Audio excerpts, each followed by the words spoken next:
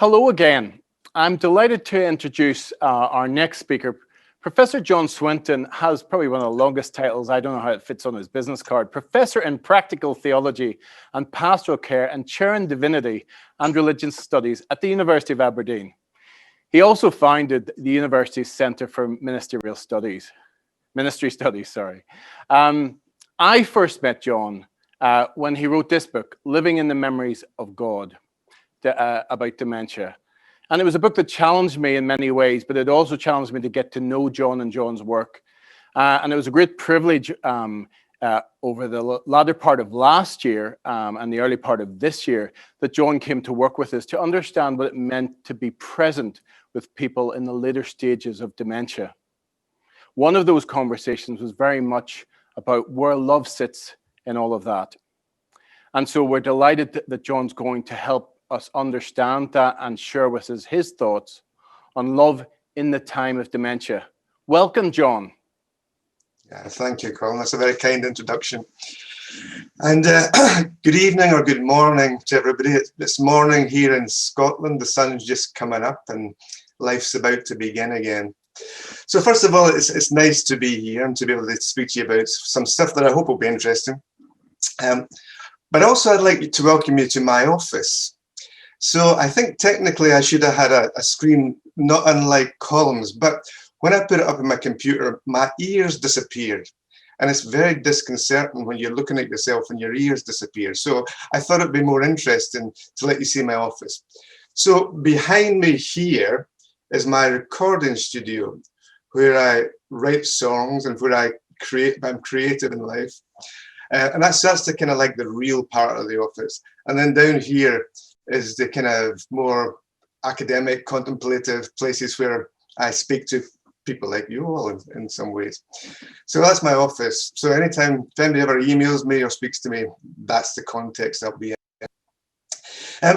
First of all, I just want to outline to you what I want to do. And I want us to think this morning, or this evening as it is, about love in the time of dementia.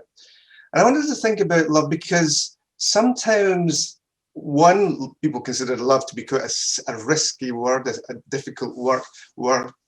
But more than that, love is the one thing that it seems to me that everybody desires: to be loved, to be cared for, to be something special to someone at particular moments in time.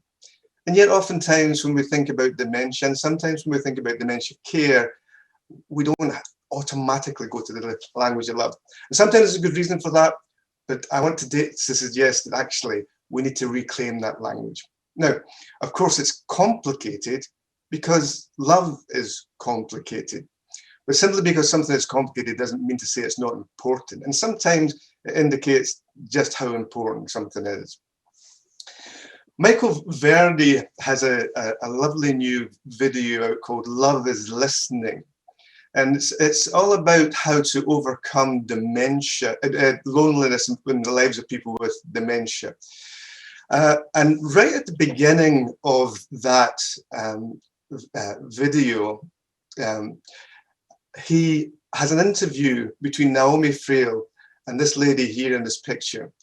And this lady here in this picture has advanced dementia, and she's talking about her experience. And she says something like this. She says, "I don't know where I am. I don't know where I'm going." And she looks up. Then she looks down, and then she looks at Naomi Frail and says, "But I see your face, and your face is a picture of love." And it's a very, very beautiful scene. But it just struck me when I watched that. When people with and without dementia look at us and look at our faces, do they see a picture of love? Or do they see a picture of fear? Or do they see a picture of somebody who's anxious to go on with the next task? But that idea of looking at one another and seeing love, I think is really important. That's what I want to push into today.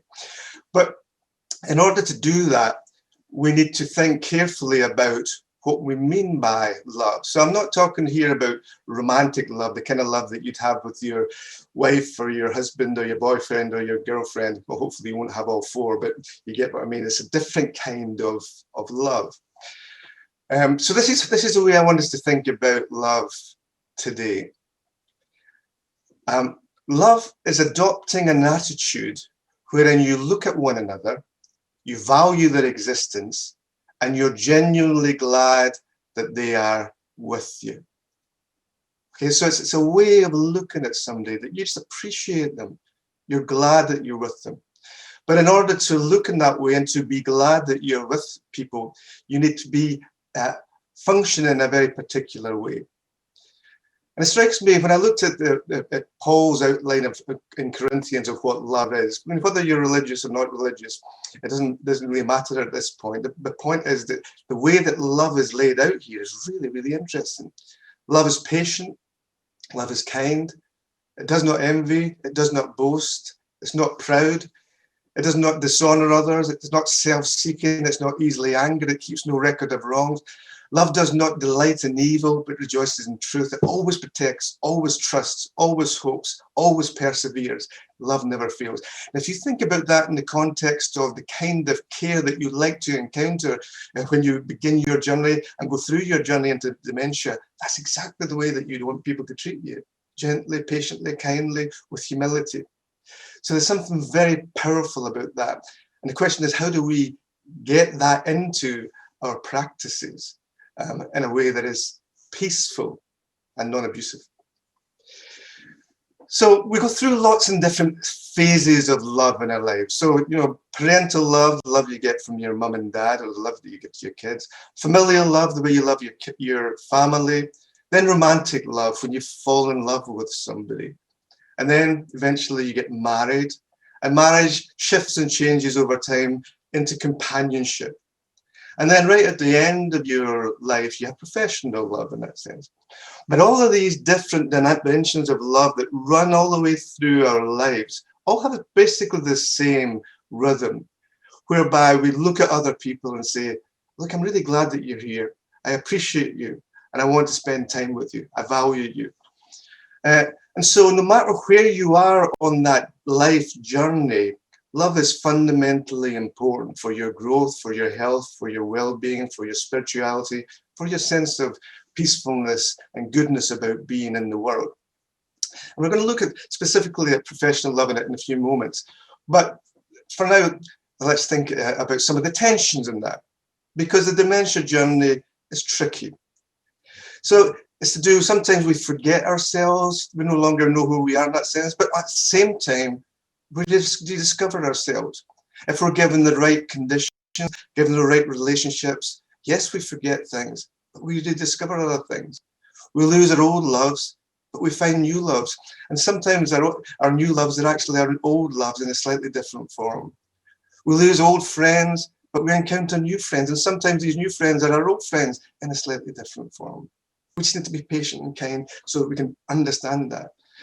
Forgetting our loved ones, but at the same time being with our loved ones in new ways. So there's a tension in the journey of love in the context of dementia. That's certainly the case, but it's a challenge. It's not a problem, because if we frame it properly, there's always a possibility of moving to a positive, even in the midst of a negative. So the outrage is the outrage of lovelessness. Love is a fundamental human need that we often fail adequately to consider in relation to the care and support of people living with dementia and their families. You hear it in the language people use, oh, she's no longer the person she used to be, or she'd never behaved like that, or I like to remember the person they used to be. It's like we forget people because they're forgetful. And very rarely do you hear the language of love and positiveness in the context of dementia. And I think it's outrageous that we may implicitly or explicitly have a group of people within us that we somehow think, well, maybe love's different, or maybe we don't think love is appropriate. Love's fully appropriate. So that's the outrage I speak into. And the problem with, I think, with dementia, like many other conditions that relate to your brain, is stigma. Stigma emerged from the Greek slave trade, where a slaver would buy a person and put a mark on them. And then immediately when they had that mark on them, they were reduced to the size of that mark. They were no longer a person, no longer a human being, simply that mark. And that's the way that stigma uses. Dementia can do that. As soon as you have a diagnosis of dementia, people just begin to make assumptions about you, and they're very often negative assumptions. And stigma is really dangerous. I spoke to a woman, or visited a woman not so long ago, who had been very religious woman, very much involved with her church. And over time, she had come to live with dementia, and she ended up in a care home. And all her life, she'd been really involved with this religious community over here. As soon as she went to the care home, nobody bothered to visit her.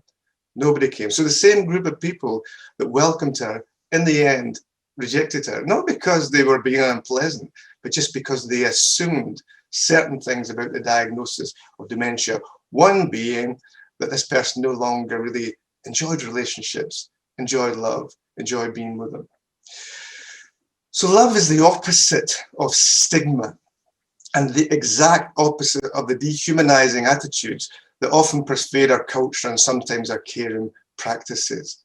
Dehumanized attitudes are assumptions, implicit or explicit, that somebody before you isn't really worth it, isn't really to be valued, isn't really going to appreciate the things that you and I do. That's what stigma does. It distorts your mind.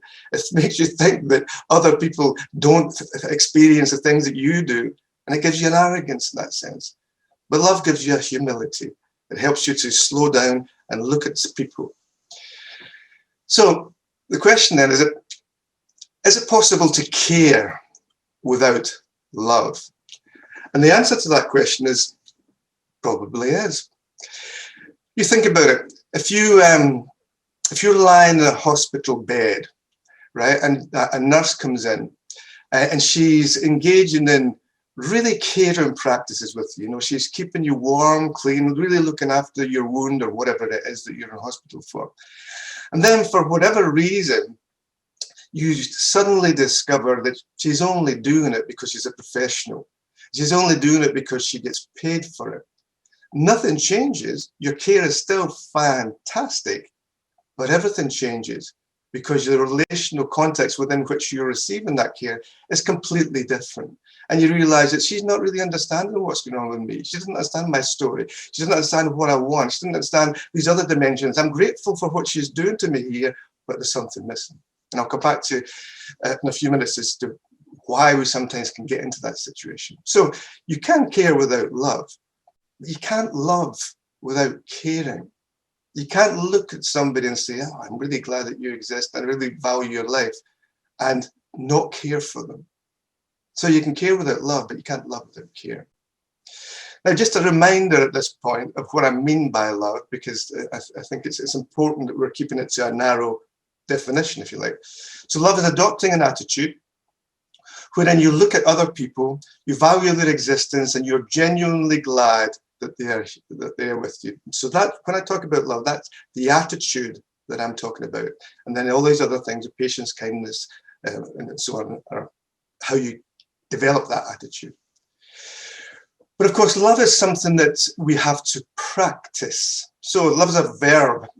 It's something that we do with our bodies. Now, how do we go about practicing love? How do we become people who are caring and notice people and value them in that sense? Well, we do that in some kind of community. And all kinds of community have a culture. But basically, a culture means what we do around here. It's the way you think, the way you act, the way you interact with things. So if you think about an organization, all organizations have a culture. They have ways of doing things that are acceptable, things that are not acceptable, things that are assumed norms, and things that are not assumed, and implicit and explicit stuff. Now, your culture is fundamentally important because it shapes your perception. It shapes the way that you see the world. And the way that you see the world, or think you see the world, will determine the way that you respond to the things that you see in the world. So if you think that your job is simply to engage in a series of tasks to make sure a person is kept warm and healthy and safe, then that's probably the way you'll see things. And perception relates deeply to behavior, because the way that you behave is determined what you perceive. So if you perceive the person before you as being somebody who's valuable, somebody who you care for, somebody who you really want to be with, that's what you'll see, and that's how you'll behave. And that will impact upon your personality, although your personality is more complicated because you get that from all sorts of places. But institutional structures or organizational structures will either shape these people's perceptions in positive, loving ways or not. So you're always going to have a culture, you're always going to have a spirit within the organization. The question is whether or not that is a positive influence or a negative influence. And let me give you an example. So a few years ago, 3 years ago, I think it was, Aberdeen City Council, I live in Aberdeen in Scotland. Aberdeen City Council asked me, commissioned me to do a kind of exploration of dementia services within the city. They were looking for creative ways to bring families and people with dementia into community. Because they were bringing together the healthcare service and the social care service, and this was a good opportunity. And it was an interesting project. But one of the things that I noticed early on is that for some services in this area, they're commissioned on the basis of quality of care. And so all the money that comes from the government goes into quality of care and is assessed by quality of care. Now, there's nothing wrong with that. Everybody needs good quality of care. We need to be safe and warm, and we need to have certain things to enable us simply to survive, but to survive well. But within the documentation and within the commissioning process, quality of life wasn't a part of it. So you had organizations which were great at quality of care, but for whom quality of life was an option. So you can maybe help people to have a better quality of life by taking them to places, by helping them to develop certain relationships, by doing various social things, but it's not compulsory, and you're not assessed by that. Now, that strikes me as very important, because if an organization is missing out on that fundamental dimension of quality of care, quality of life, which is kind of where love lives, then you can be a very good care organization, you can provide fantastic care, but you actually miss out on certain things that are fundamental to what it means to be a human being and to live well in the midst of dementia. And it's that idea of living well in the midst of dementia, I think is sometimes overlooked, but it's really important. I spent quite a lot of time recently, or have spent quite a lot of time recently, working in the area or researching in the area of mental health. And one of the many things that I found fascinating about that is the development of the recovery model.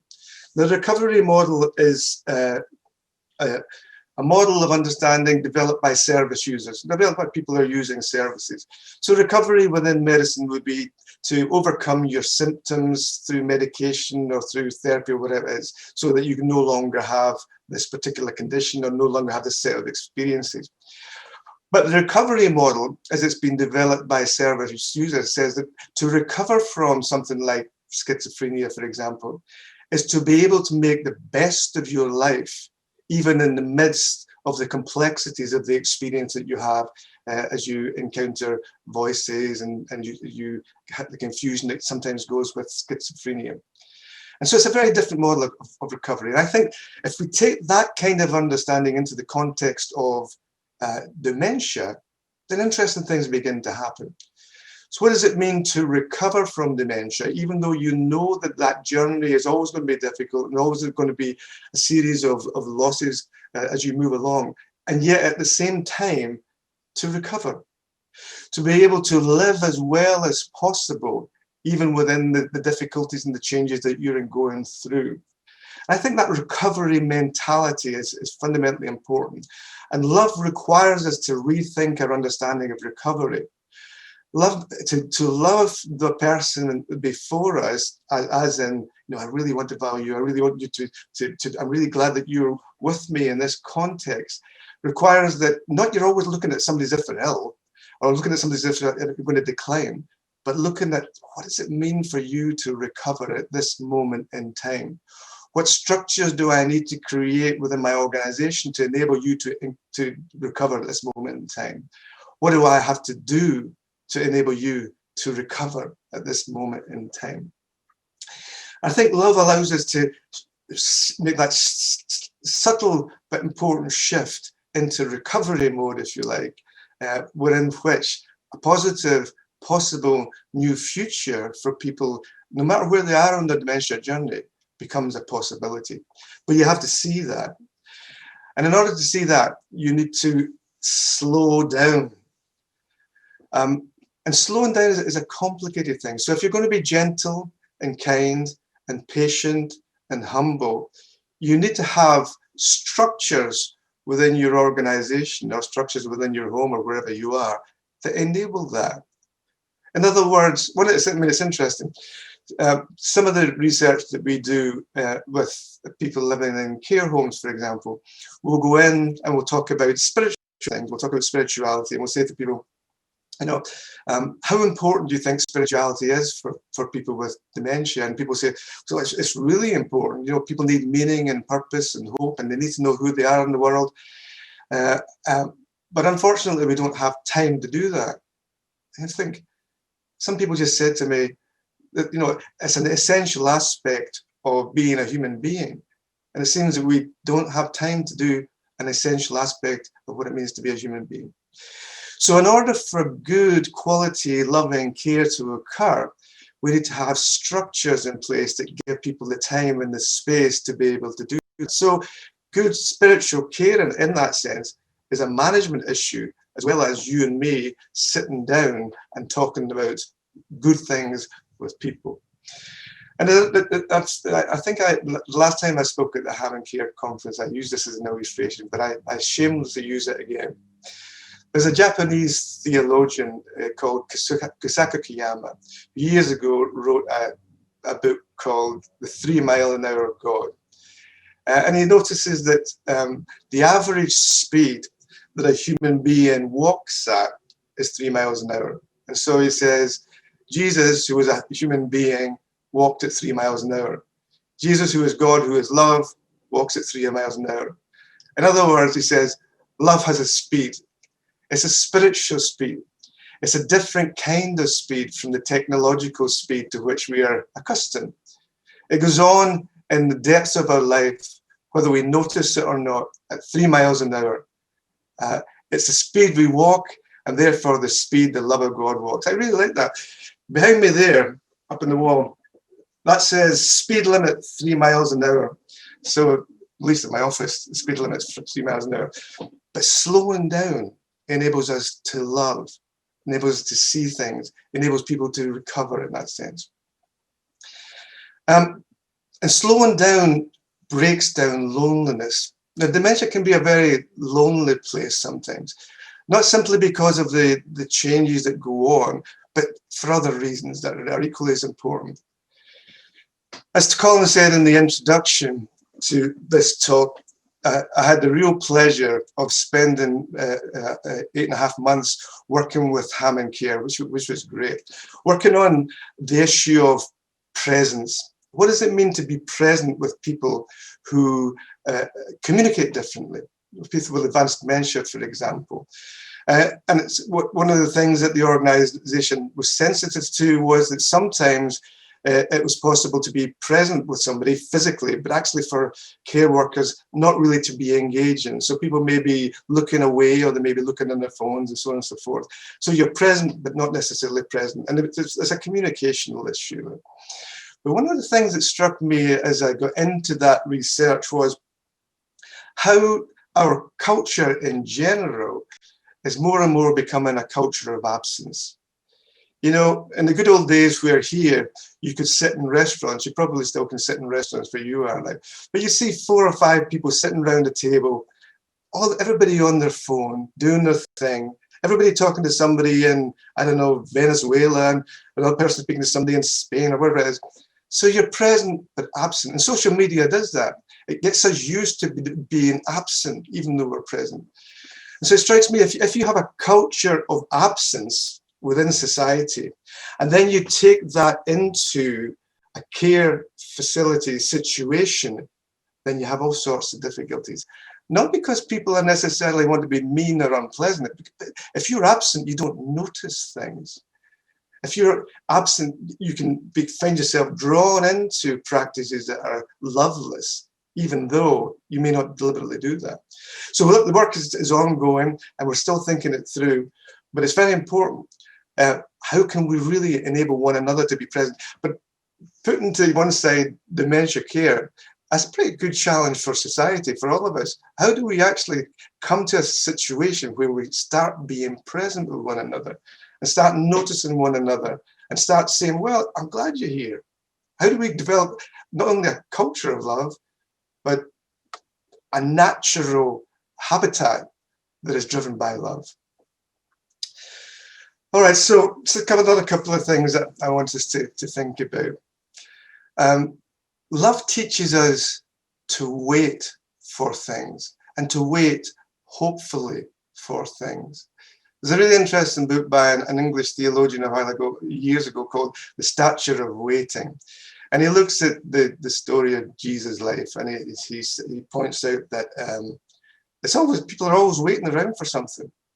They're waiting for this to happen, that to happen, next to happen. But the key thing that I want you to think about, and us to think about, is in order to wait, you need to wait for something. If we're waiting with people who are living with dementia, what we're waiting for? We must be waiting for something, because if you're just standing around or sitting around doing nothing, you're not waiting for anything. But if you're waiting for something, then you wait for it. And so what love does, it sensitizes us to presence, but it sensitizes to the excitement of presence, that when we're present, we're waiting for something. We're looking for something to happen. We're looking for a new possibility. And so it changes your mindset. You see things differently. And excuse me, I used my elbow. I hope you're impressed. The next thing that I want to think about in terms of waiting is homefulness.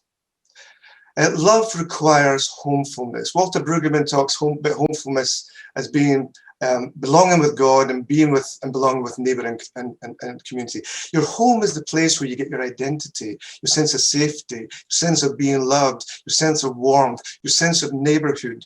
All these things are tied into your home, which is why it's so difficult for elderly people to move out of their home into a completely alien environment.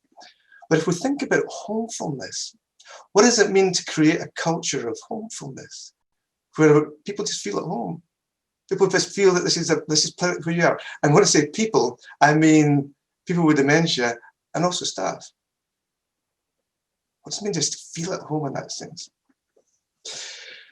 And penultimately, just before I begin to move towards the end of what I want to say, is the issue of faith.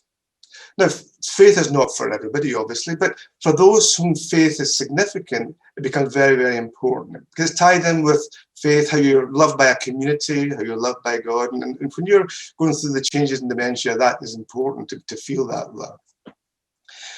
But faith and love in the time of COVID is really interesting. I mean, from what I gather, most of Australia anyway seems to be coping well with the COVID epidemic, but here it's just terrible across Europe, and it's just getting worse. At the end of this day, today, we're going to be told what our latest lockdown restrictions are, and I suspect they'll be quite heavy. But one of the side effects of the virus doesn't get a lot of publicity, at least not here, is the impact it has on elderly people, and the impact it has on people with dementia, and the impact it has on love within the context of dementia. And to illustrate this, I'm just going to give this story. I'm not going to talk to it, but I'm going to give you a story because it makes the point. One of my PhD students, she's in Switzerland, she's looking at consolation at end-of-life care. So it's looking at the things that help people to feel better, to be consoled at the end of life care. And there's a section in her research looking specifically at COVID. And this story, I thought, would help us to get that connection between the significance of faith for some people and the damage that COVID is doing. Alexander, who's 89, lives at home with his wife, who has dementia. She's been in a nursing home for 7 months now, just before COVID and the lockdown started. He was able to look after her, but he is now too weak to do that. He has 2 daughters, one of them is blind. I miss my wife, he says, every day, and I pray that she can die soon. Before lockdown, I visited her 3 to 4 times a week, and she knew my name. She gave me a kiss and enjoyed being with me and her daughters. Then lockdown came. I tried to phone as often as I could, but it was difficult. Often she was too sad to speak. I felt she's missing me. It made me sad and I cried a lot. I started to wake up at night and prayed that this will change and that we can see and feel each other again soon. After 10 weeks, I was able to see her again, but she couldn't say my name anymore. I tried to sing with her. She could sing the church hymns, My Heart, but she didn't respond. It was unbearable, and my daughters encouraged me not to go too often. It depressed me so much, and I felt that I was losing my strength. I feel much weaker than a few months ago. I read my daily light every day, but my only comfort is now that both our weaknesses lies in the hands of God, and I hope that we can both die soon. It's a hard time. One of the powerful impacts of COVID is that it isolates people who are already isolated. One of the powerful things about faith is it begins to mend some of that. At least it does for this couple. But I'll leave you to think about that story, because there's a lot of work that we're going to have to do, and it's loving work that we're going to have to do once lockdown begins to move on and once life begins to open up again. There are casualties of the virus that are well beyond the obvious. All right, just to finish off what I'm going to say to you. Obviously, there are dangers in using the language of love, and obviously there are dangers about some of the ways that love can frame things. So professional boundaries are really, really important. They protect people, and particularly vulnerable people. So I'm not in any sense pushing against professional boundaries. Quite the opposite. I'm suggesting that we think about love in the context of professional boundaries. Likewise, for risk, it's a risky business, as the previous conference talked about. However, risk is necessary for growth. It's how we manage risk, not the presence of risk that's important. Expectations, if we begin to think about a culture of love, are we able to meet the expectations that we'll do? Dependency and fear, because it's a kind of, there's an uncomfortableness, a distance about using this kind of language, which can easily move into fear. But fear is simply an uncertainty about the future. It's not a necessity. And all of these things are challenges, not barriers. The challenges that we need to take very, very seriously, but they're not barriers. Because when we think about the nature of love, love never gives up. Love never loses faith, is always hopeful, and endures through every circumstance. How could we possibly exclude that from our attitudes, from our friendships, from our caring practices? Yes, we have to be careful. Yes, we need professional boundaries. But surely that's simply a challenge to take us to a place where love will win, and where the possibility of love, which is what we all want in the end, becomes a reality. And more than that, becomes a normality in the way that we look at one another and the way that we engage with one another. Well, thank you for listening. Thank I'll hand you back to Colin. Thank you, John. I do have a few questions for you, so I'll let you get a drink of water if you need. I suppose it's very interesting how you finished off there, because if I was just reflecting even on the theme of the conference and my own anxieties, you know, we called this conference Care in an Age of Outrage, and I talked about at the start of the conference my anxiety, the outrage can often stand out and sometimes drown out the great stuff that is happening. And I guess you're challenging us to stay hope in the middle of all of that and not let it drown out things. One of the things that has been asked is you talked about seeing the face of love. Can you really teach someone to have that, to have a face of love? Well, I think you can remind people when they don't have, which might not be the same thing. I mean, I think it's well, you know, at least partly it's a matter of learning how to empathize. And empathy is something that people can learn. And so if you're able to, but in order to empathize, you've got to have some kind of understanding about what's going on in front of you. So empathy is an imaginative projection of what you think is happening in front of you, which you then take back into yourself, and then you respond accordingly. Now, if you've got a profoundly negative view of what you think is happening in front of you, then you will empathize, but you will empathize in a way that assumes that what you're seeing is just nothing but negativity.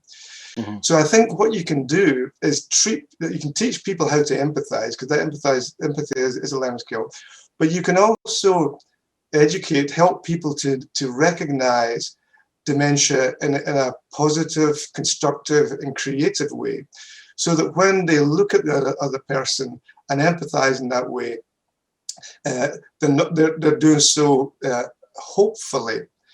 And if you're looking at somebody hopefully and looking for the possibility of creative change or creative presence, then your face will reflect that, as will your body language.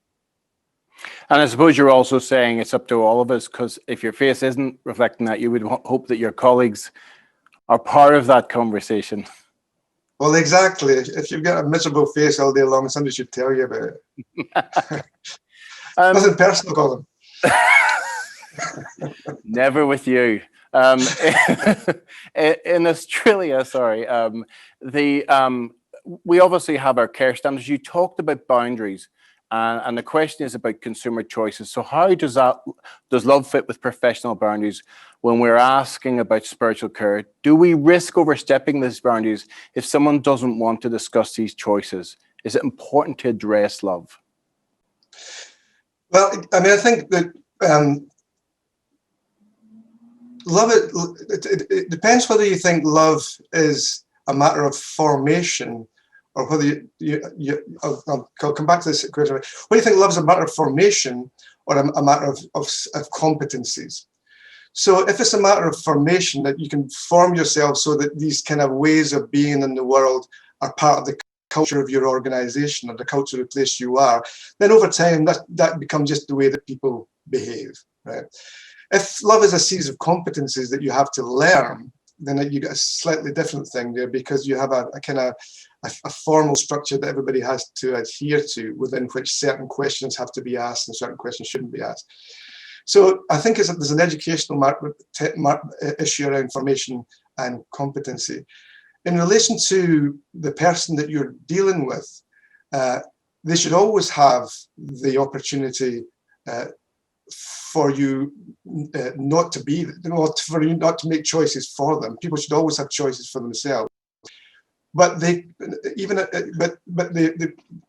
point would be that it's not simply a matter of asking people questions. So what I'm suggesting is it's a matter of the formation of the carer, who then approaches an individual with, if you like, a loving attitude, within which autonomy and freedom is fundamentally important for the person to be able to make the right kinds of choices.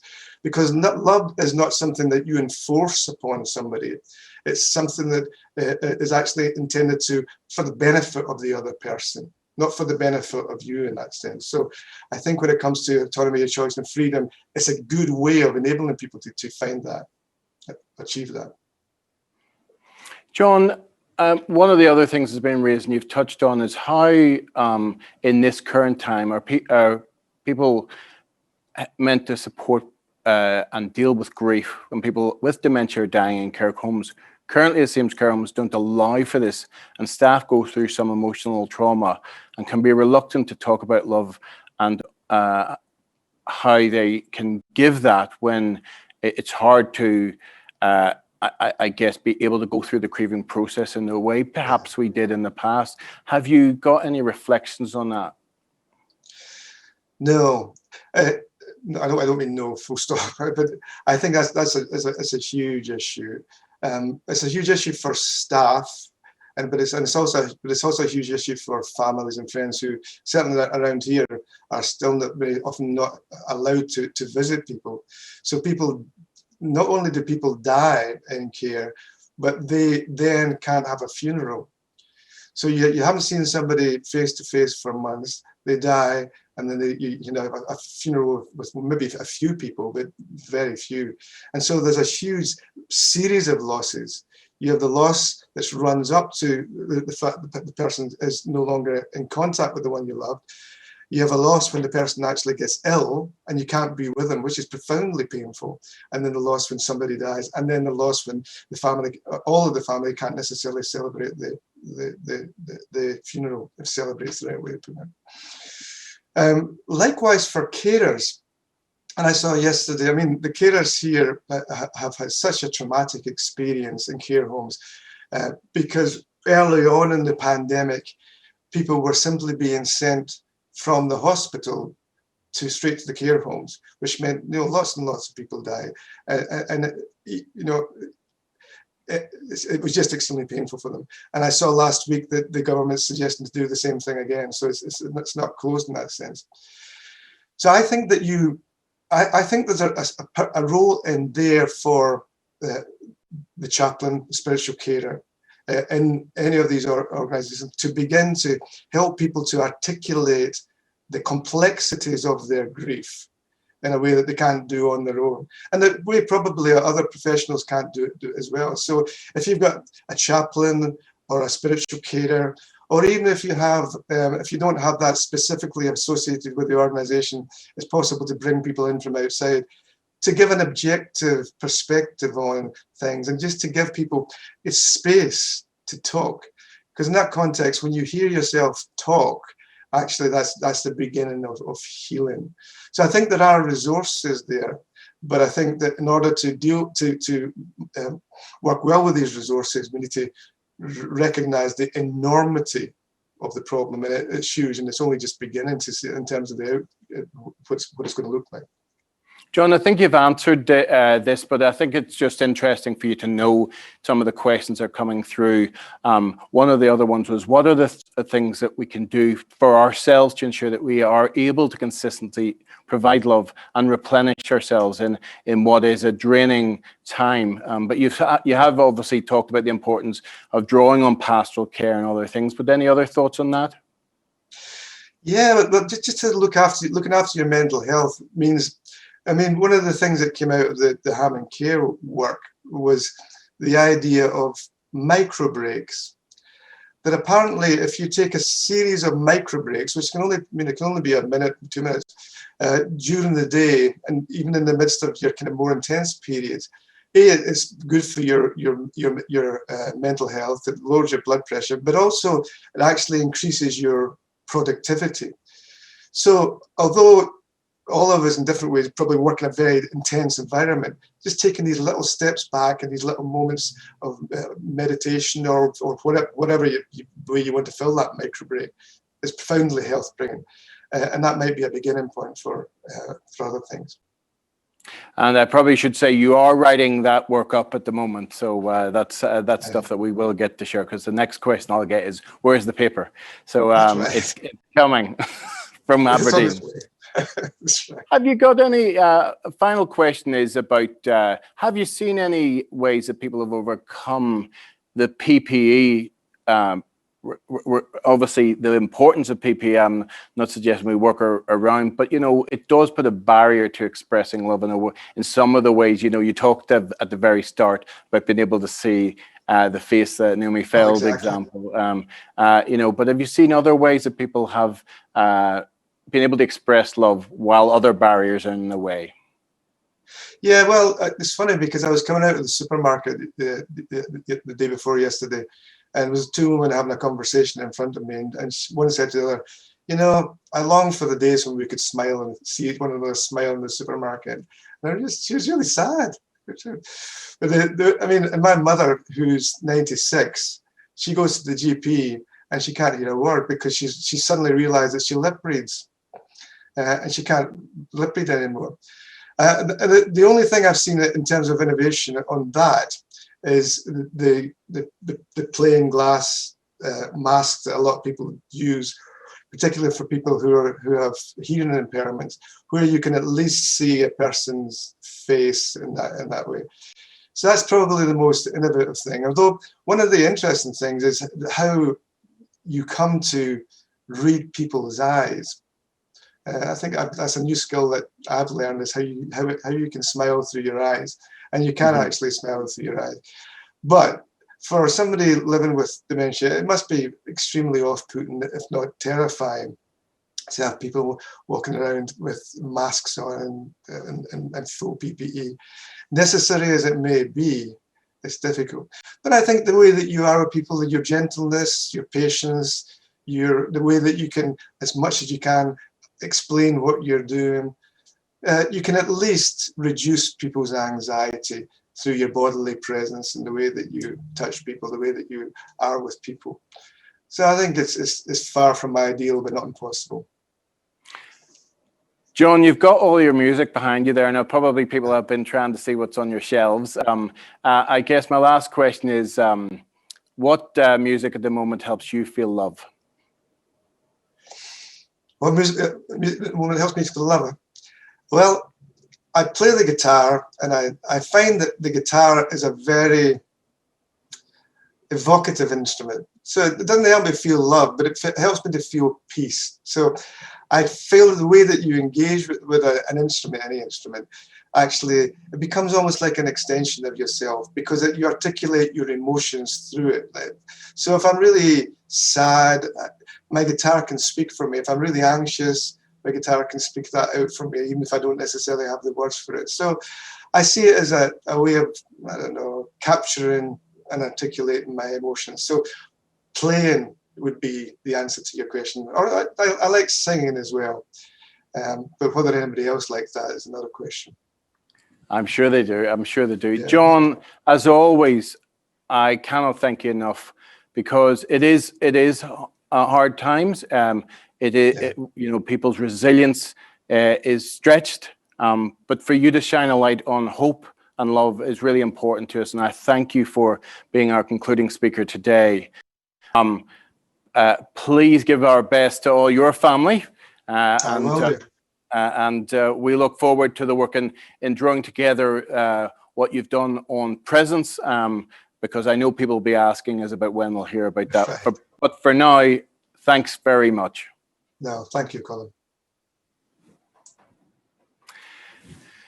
Now, from John in Aberdeen, and I know we have people coming online just now from elsewhere, and I know, for example, the Life Changes Trust in Scotland are one of a number of organisations who actually seem to have stayed up all night watching the conference. But for countries that are just coming online, you'll be pleased to know about the next part of our journey as a conference.